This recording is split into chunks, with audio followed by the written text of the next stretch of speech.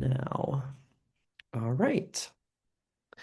Thank you guys so much for being here today. I am not sure if I've met I'm seeing some familiar names in the chat, but my name is Cole Godan, and I am the International Affairs Career Coach at GW Center for Career Services. So I have been in this role for probably almost 3 years now. So definitely have gotten to seen a lot of different students and understand about different strategies in terms of what people have done to seek opportunities abroad, whether that be for an internship or some kind of job. So I just wanted to kind of share a little bit of insights on what I've seen people do and be successful with it. So, because I know it can be a complicated process, but just know that we have so many different resources here at GW. And I know that a lot of you have already been able to establish some great networks and great circles. So please take advantage of the resources that you do have here. All right. So before we get started, I would love for you guys to put some answers in the chat. I want to try to make this as interactive as possible. But what country or region have you always wanted to go to? Paris or Amsterdam? Yes, Greece. I love it. Jacob, I'm actually not lying. I'm going to Paris and Amsterdam this summer. So Paris, Australia. Ooh, me too. Australia is so super nice. It sounds so nice. Like very, very chill vibes, coastal. I like it. I like it. Awesome, awesome. Thank you guys. Ooh, South Africa and Brazil. Oh yeah, definitely.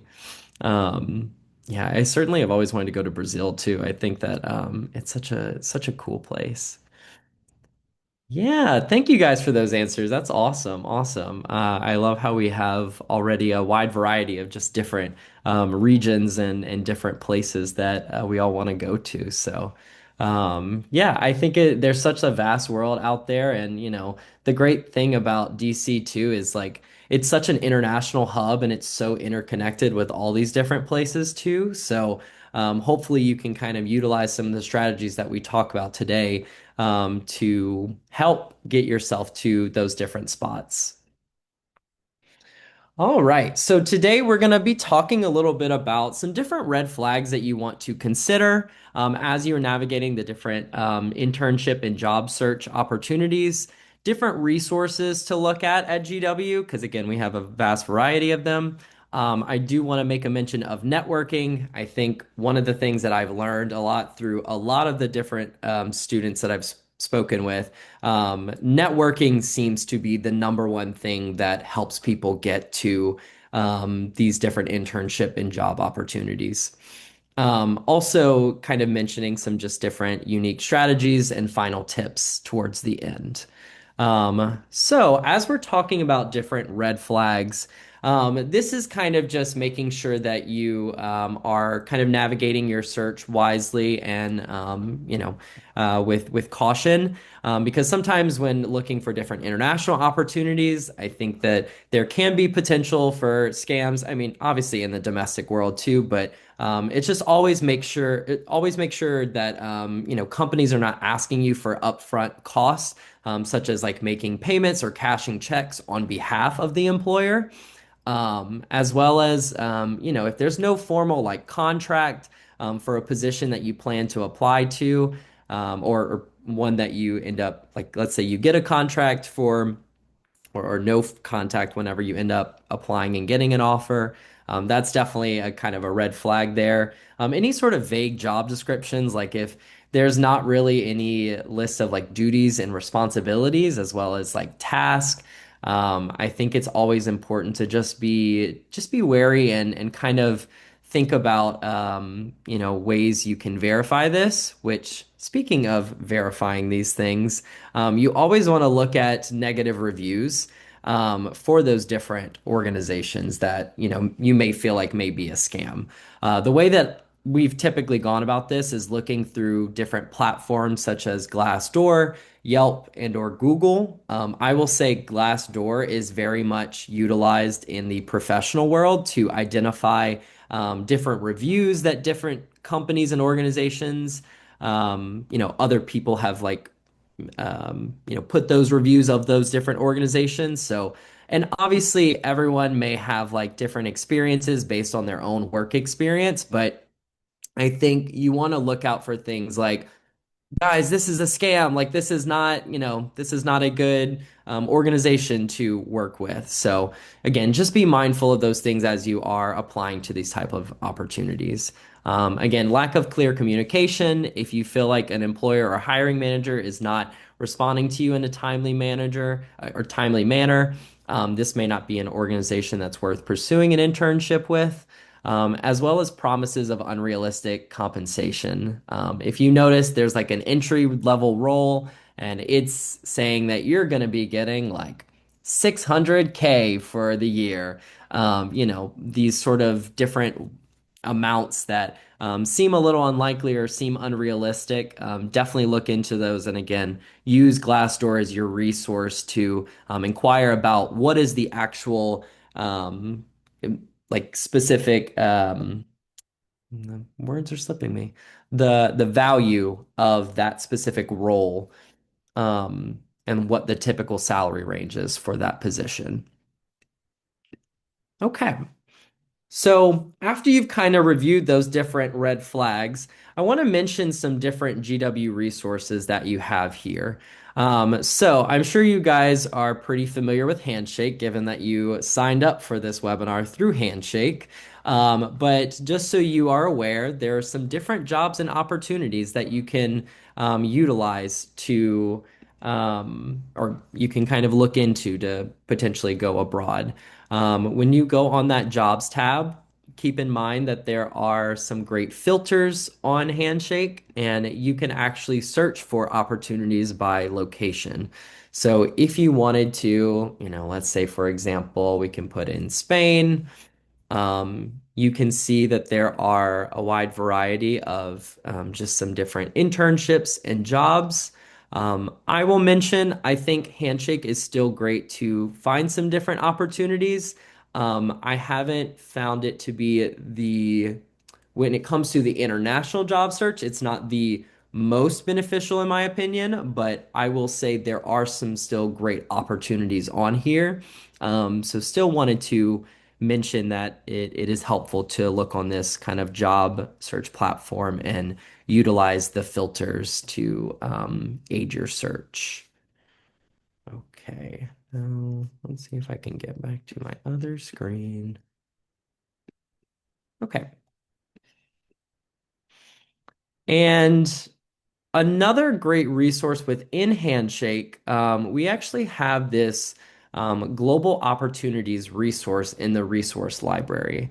Again, for all of you who may not be familiar, on Handshake, we have a vast resource library just filled with different professional development resources. So when you go into this Career Center tab, and then you click on the resources here, anything in terms of like resume guides, anything in terms of like professional development, cover letters, interview prep guides, it is all housed within this resource library right here. So the one that I wanted to feature to you guys is this global opportunities one, which is super beneficial in my opinion. I definitely think there are some great examples of just different organizations that you might want to consider interning or working with. These different foundations as well can be a great way to connect with people in these different organizations. And these different kind of job search boards that are on here as well can be really helpful in understanding what countries to maybe target a little bit more in your internship and job search. So I definitely would encourage you guys to kind of look at this resource and see if any of these kind of stick out to you. Um, now.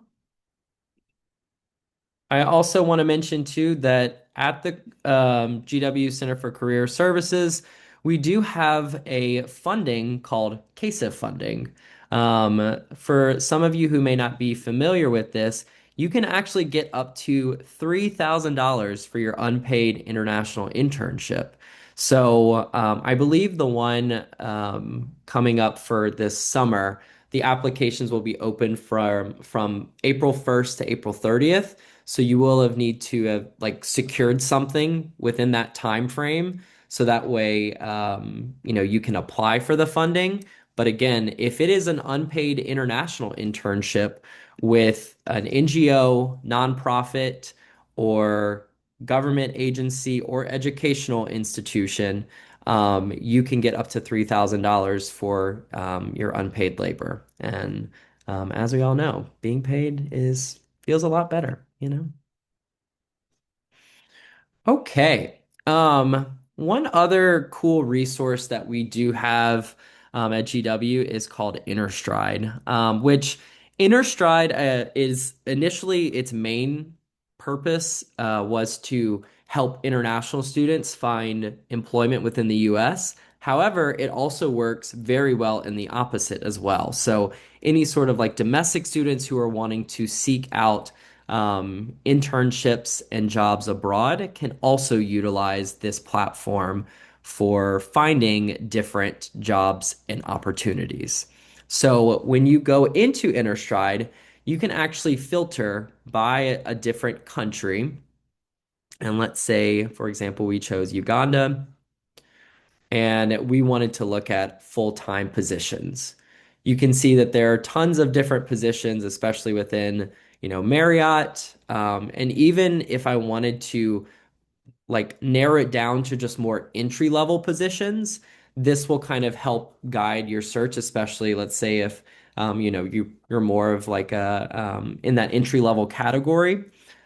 This can be helpful for you to kind of identify different opportunities and search within these different countries. And as you can see, there are like a large amount of opportunities in here, and they, you know, try to upload them from a bunch of different job boards that they find. So one thing I will mention is I really would always, always, always make sure that whatever is being posted on Inner on here, make sure that the posting is still active when you end up going to the organization's website itself, because that will be the way in which you can know for sure that they're still hiring for that position. Sometimes companies and hiring managers forget to take off positions off of other job boards.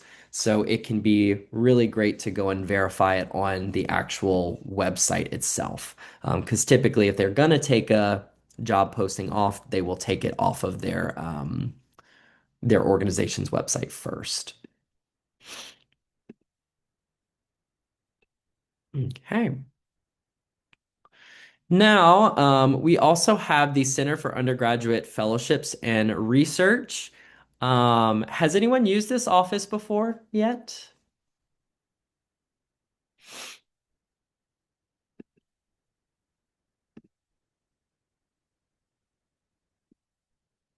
No worries if not. I'm just curious. Well, as you guys are thinking about that, but I see Lucas said no. Um, What I want to mention is we have a really awesome center for undergraduate fellowships and research. So if any of you are thinking about, again, going abroad or trying to do some kind of research opportunity abroad, this is a great way to go about this. I highly recommend that you guys speak to Dr. English because he's a great kind of mentor for those who are wanting to apply to these different fellowships. And I find too that this is your best way to also kind of get abroad is again either through the networking part or doing it through the form of some kind of fellowship. Because these fellowships typically mean that there's a partnership between different organizations that could mean like the US government and like other government. other governments abroad. So looking at these different kind of opportunities here, I would definitely recommend you all to kind of think about it if you're very interested in research or doing it in the form of some kind of fellowship. I will be honest, I say that a lot of people are very this one right here, the Fulbright, tends to be pretty popular.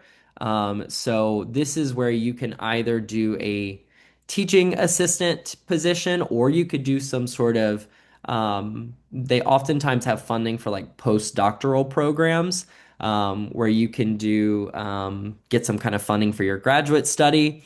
Or you could do something with like research with another professor abroad.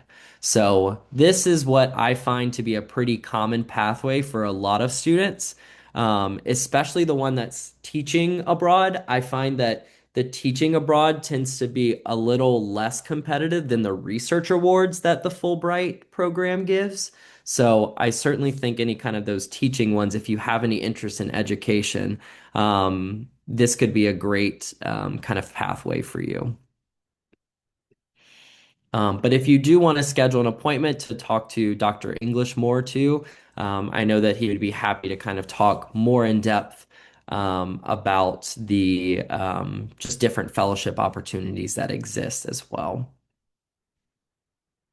All right, let's take a break for a moment. I wanted to kind of utilize this for a moment, um, just to kind of showcase that you can utilize different AI platforms. I specifically wanted to choose Microsoft Copilot because GW actually has like vetted this and is this is kind of a considered a verified large language model um, for GW. Um, Something I typically like to do is utilize different large language models like this to identify different organizations that may have different internships abroad.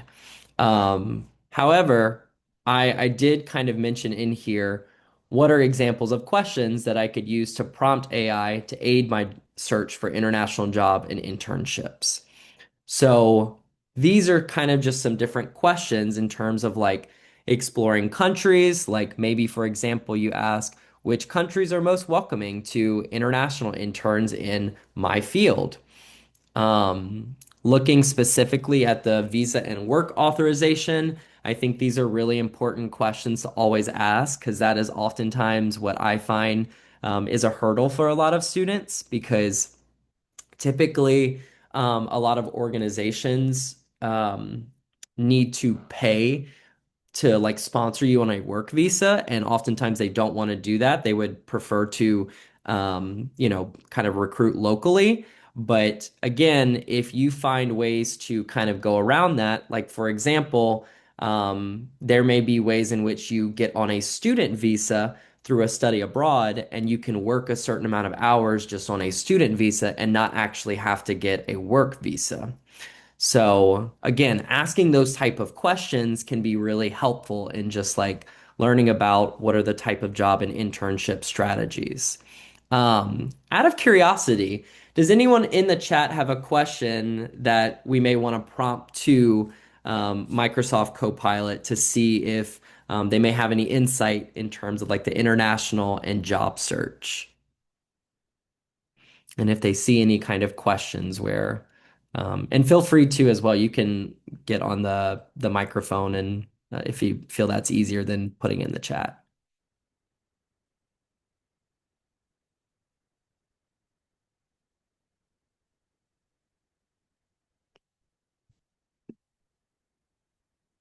Ooh, I like that. Visa requirements for the top 200 global universities. Let's give it a go for a second. Let's see. What are the visa requirements for the top?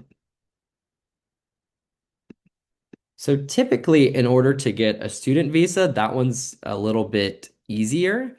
But let's kind of look into this. Okay, so there are no visa requirements that are specific to individual universities. but they're kind of determined by the country. So again, the country is typically the one that kind of sets those different visa guidelines.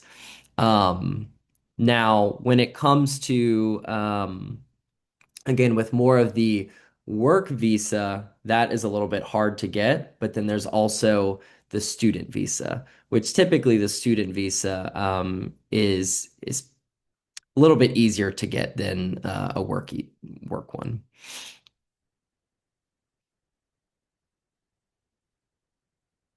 Okay, so we've got some different visa systems. Okay, interesting. Below are the actual visa requirements that apply it. Okay, so that's within the US.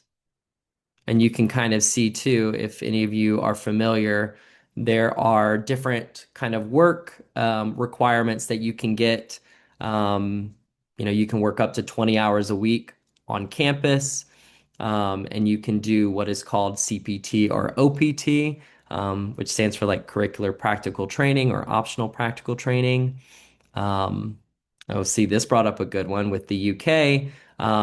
As like with a student visa, you can work up to 20 hours um, on this visa. Now, I would like to make an asterisk. Please, please, please always go verify with the embassies and the Department of State to make sure that you are getting the correct information as well. Obviously, this is always like great to be used as a tool, but please, please, please always go verify with the actual institutions that make these requirements and on these government affiliated websites. But yeah, that was a really great question. Thank you. Thank you for putting that in, Jacob. All right, let's go back to the presentation.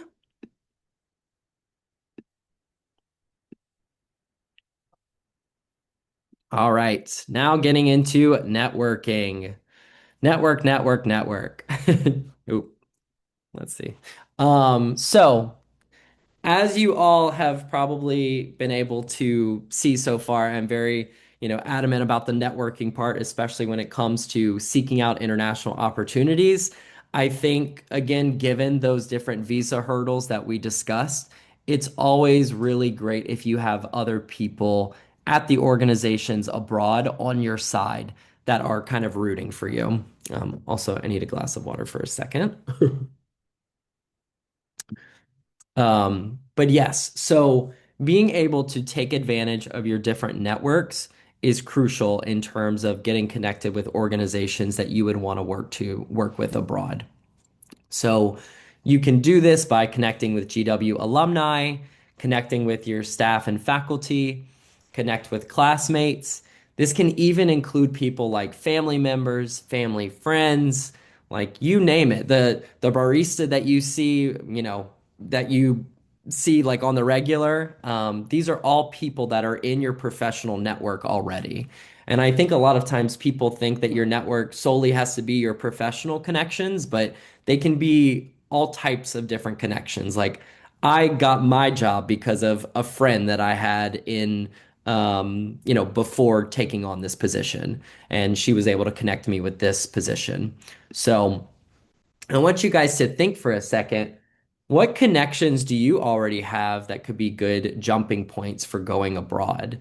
Out of curiosity, if you want to put them in the chat, just like, thinking of like professors or like people in your student groups. I want you guys to think outside the box for a moment of like, what are some good people that you might consider contacting first so that way they can be good jumping points for going abroad?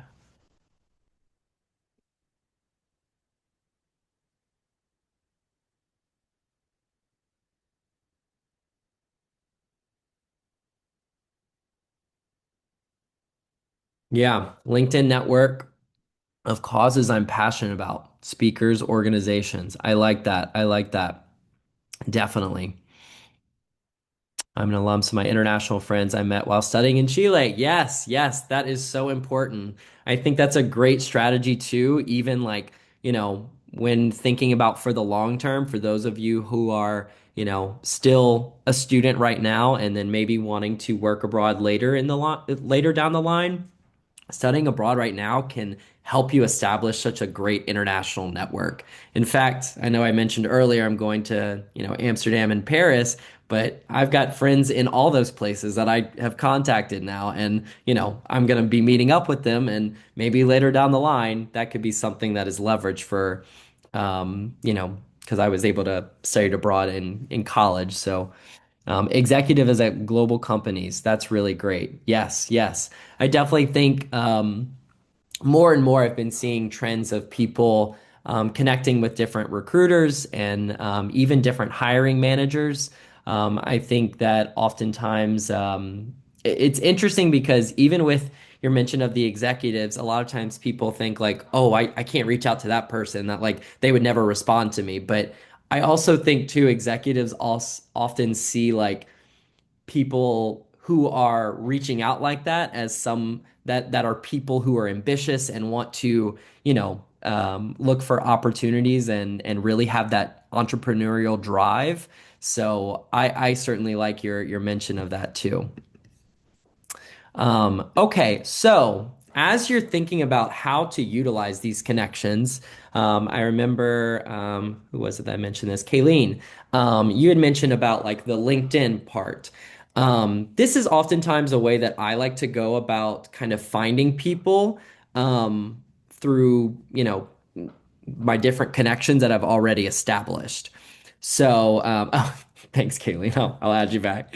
But yeah, whenever you go on LinkedIn, I think that this is often a great kind of starting place if you're wanting to identify people who are connected to you abroad.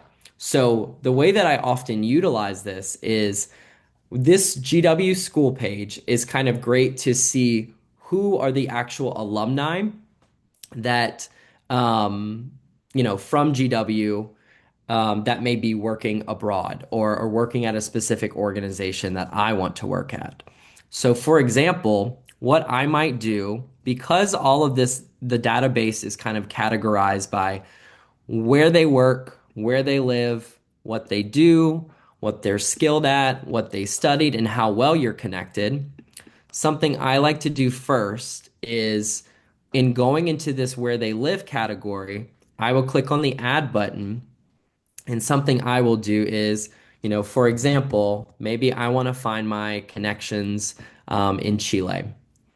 So, something that I like to do too is see where people are kind of working the most, because still, with the first one that pops up, this may be a good organization to kind of target, especially if it's one where multiple people are working at. That might mean that they have more employees.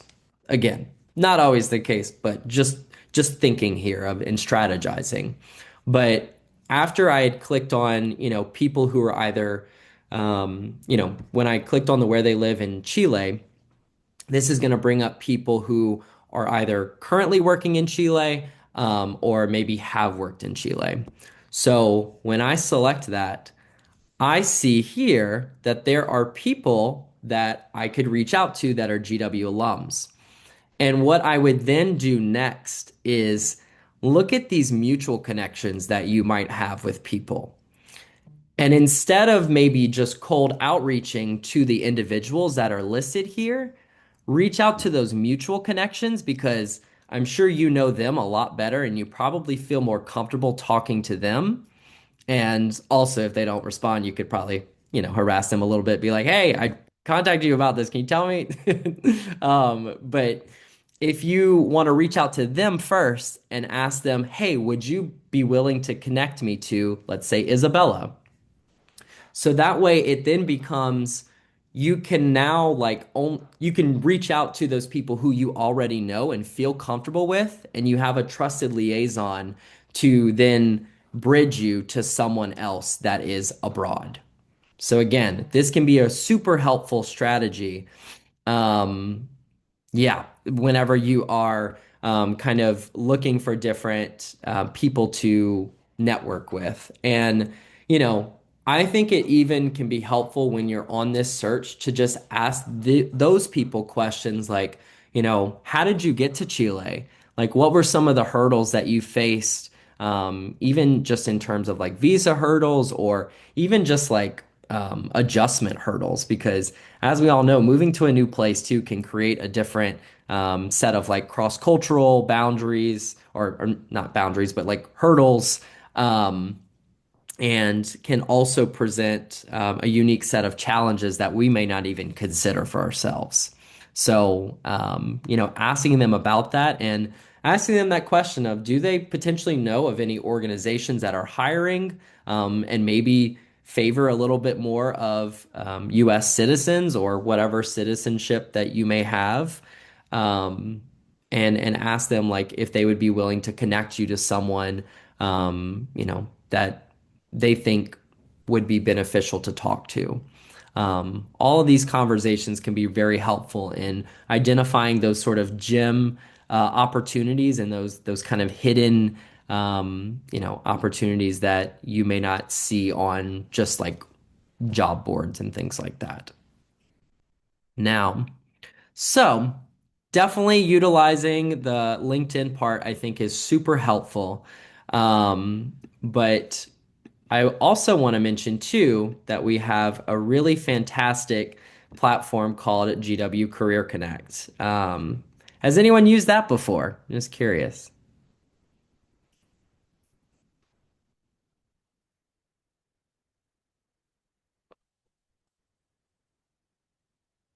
Oh, awesome, Jacob.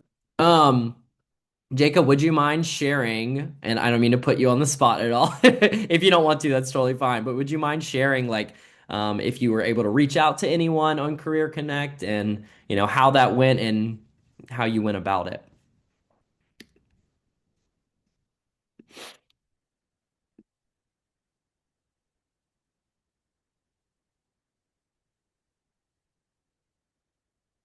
Oh, awesome. Okay, so Jacob said he met with someone from Marriott and he was super helpful. That's awesome. Awesome. Yes, so this is a fantastic platform again, solely just for networking. I'm glad you mentioned Marriott too, because Marriott in particular is really internationally based. Like they are all over the place. So if you are looking for opportunities, in a number of these different countries and regions. Marriott not only is international, but they are very adamant about social impact. So I think that they have a great mission and just seem to be very widespread across the globe. But for those of you who may not be familiar with Career Connect, this is a networking platform solely for GW students. So anyone on this platform is only affiliated with GW. They're either a GW student or a GW alumni.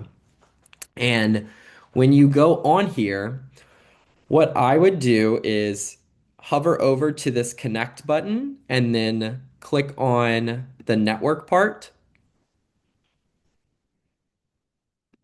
Okay, so I guess we're already there. Sorry, the platform kind of changes every week or so. But when you go onto this part, what I want you to be take kind of note of at first is looking at these different profiles. If you'll see here, there are little lightning bolts next to some people. And when you have a lightning bolt here, that typically means that someone is a little bit more responsive. So when you're looking to maybe find people to talk to and, maybe making sure that it's more effective, I would really kind of look at, if people are a little bit more responsive. But the way that I would use it, especially for going international, is there's actually a more tab in Career Connect where you can look for people by location. And so what I'm gonna do, I think the last time we put in Paris, and as you can see, there are a number of different people who are either working in Paris, and you can even see Claire is a trainee here. Oftentimes in Europe, they have traineeships instead of internships, just so I know that some of you may be looking more in Europe. Um, and I will also say too, I'm glad that there was a mention of the OECD right here. If any of you guys are interested in research at all, and specifically maybe with the OECD, they have some really great internships, and they often cover like a wide variety of different issues. So I'm sure you all can kind of find your niche within that organization as well. But they often have like hiring year round for the OECD. Um, but yes, so this can be kind of your way of looking at people who, may be abroad and you can connect to. You can see Claire is a little bit more responsive and even just looking to see like what their actual path was is kind of helpful. Um, it seems like she had gotten her bachelor's degree over here. Um, and then ended up doing some kind of fellowship.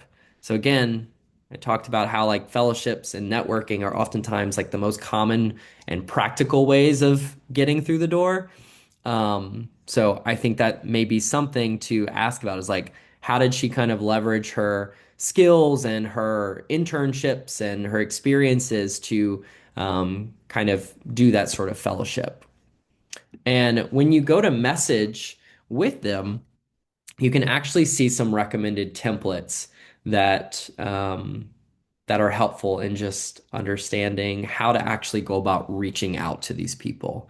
Because I know that oftentimes it can be scary to do that, but I feel like with GW Career Connect, I find it's a little bit more low stakes and people are very warm and not as intimidating. I know that LinkedIn can be a little bit more intimidating, but I will say I think LinkedIn has more information. So I think that there's pros and cons to both platforms, but I certainly think that these are great tools to use as you are navigating this search. All right.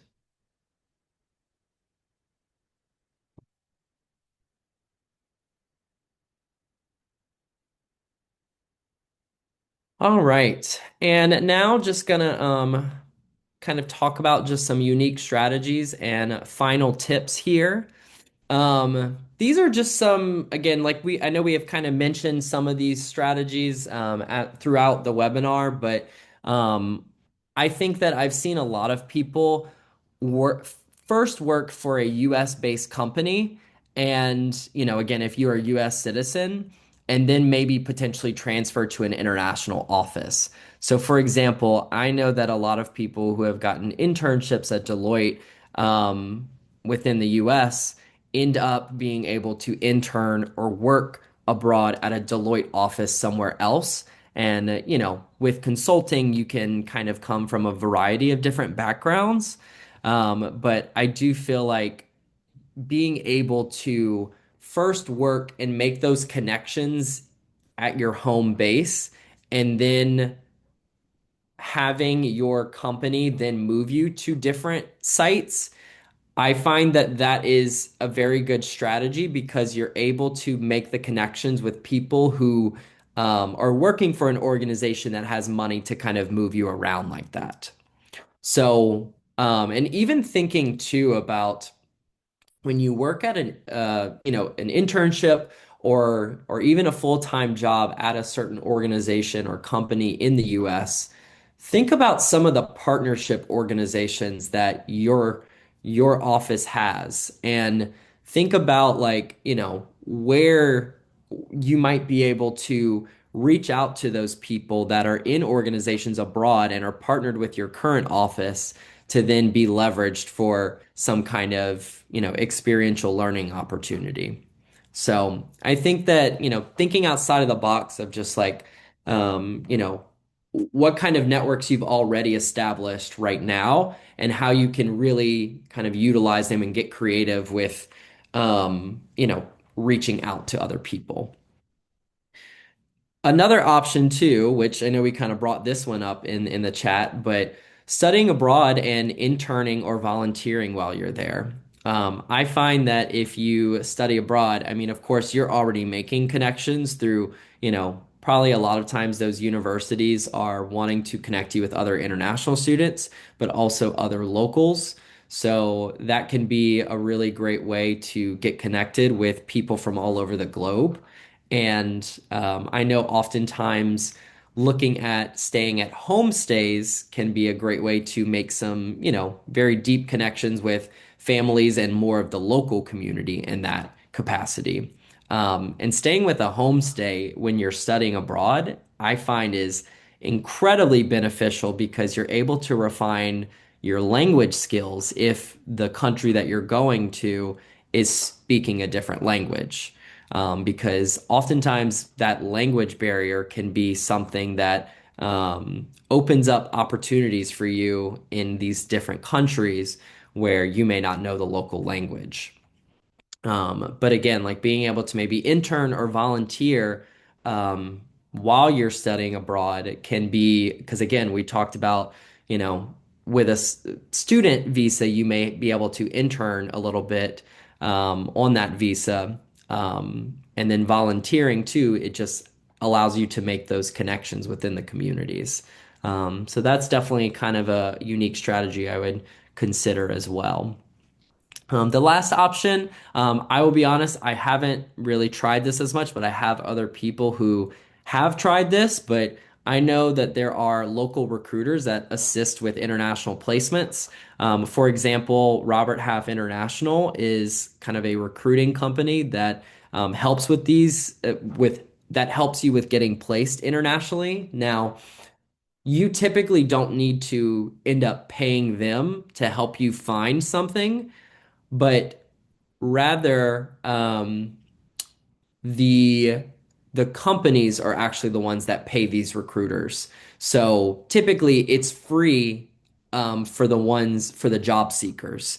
So that just might be something I would look into. Again, always go verify Glassdoor reviews and speak to people who have maybe done this before. But again, kind of a unique strategy that you could consider in your abroad search. Okay. Some of the final tips that I wanted to mention is, again, keep building your international network and look for kind of creative ways to keep building upon your network. I know that we kind of discuss a lot of different resources and strategies today.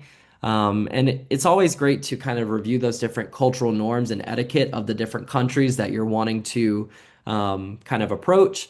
Because again, it might be seen in one culture to like just cold reach out to someone as like disrespectful, or maybe in some countries it's not polite to maybe reach out to a hiring manager. So I think it's always important to kind of review a little bit of those cultural norms for a specific country.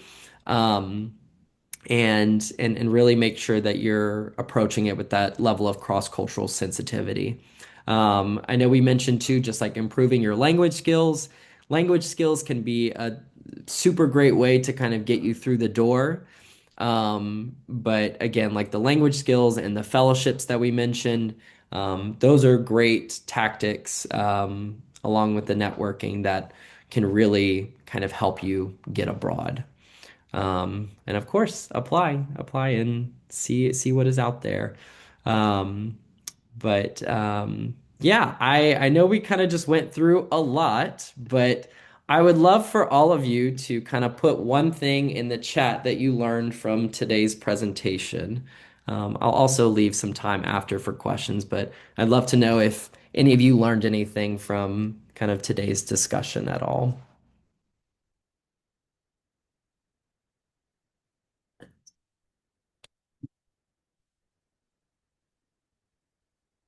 LinkedIn location on GW page. Yeah, I use that one a lot. I think that one is a really helpful tool.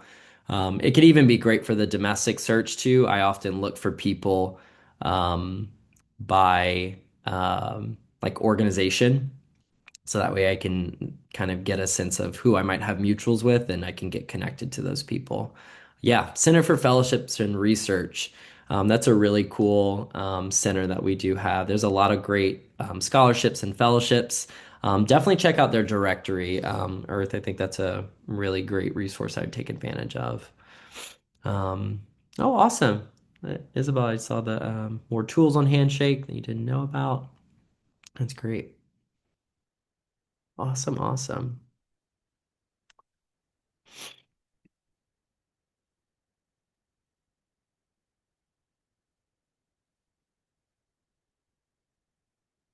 All right. Well, does anyone have any further questions? Oh, thank you, Sergio. I appreciate that.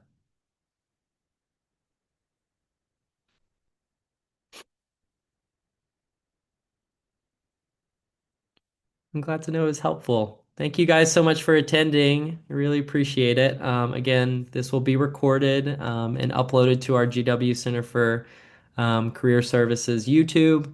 So feel free to go back and look on there and review anything. And also, I'm happy to talk about strategies, anything like that with you all. Um, if you wanted to make an appointment with me, feel free to either email me or if you wanted to go through Handshake, you can. I'm under like the international affairs category, but again, I'm open to people of all majors and backgrounds and everything. So I'm happy to kind of discuss job and internship strategy.